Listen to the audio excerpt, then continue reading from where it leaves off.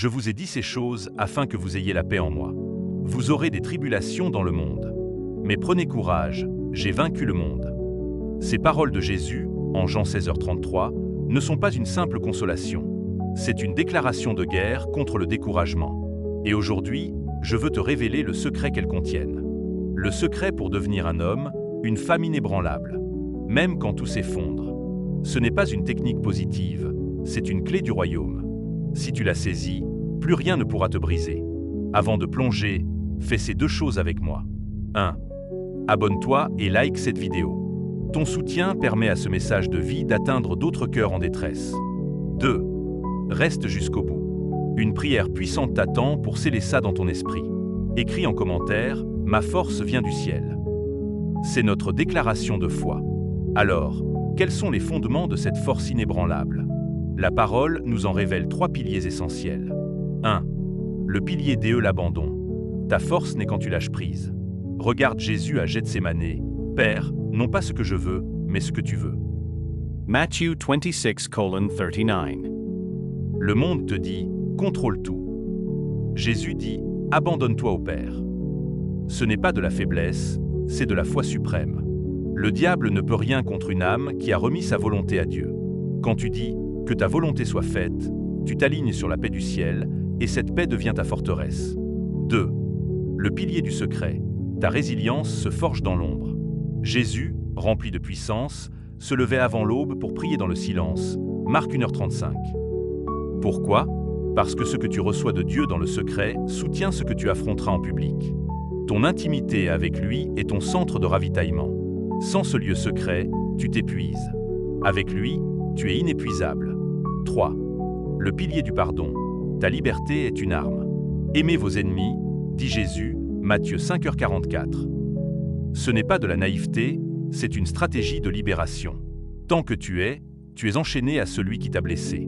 Pardonner, c'est briser les chaînes. C'est dire, tu ne contrôles plus ma paix. Sur la croix, Jésus a prié, « Père, pardonne-leur ». Par ce pardon, il a vaincu la haine même. Ton pardon est le signe que tu es libre, et un cœur libre est invincible. Mais il y a un mystère plus profond. Dieu façonne les plus solides non dans le tumulte, mais dans le silence. Comme Moïse au désert ou David avec ses brebis.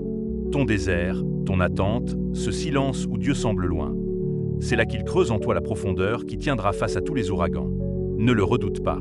C'est une formation céleste. Alors, comment incarner ça? Voici ta transformation pratique. Transforme ton langage. La mort et la vie sont au pouvoir de la langue. Proverbe 18h21. Arrête de déclarer ta défaite. Parle comme le ciel parle de toi. Proclame sa vérité, même si tu ne la vois pas encore. Ancre-toi dans ton identité. Le diable attaque toujours qui tu es, si tu es le Fils de Dieu. Matthieu 4.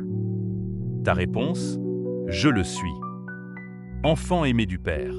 Rachate. Appelé. Ton identité en Christ est ton roc. Écris en commentaire, je sais à qui j'appartiens, pour l'affirmer.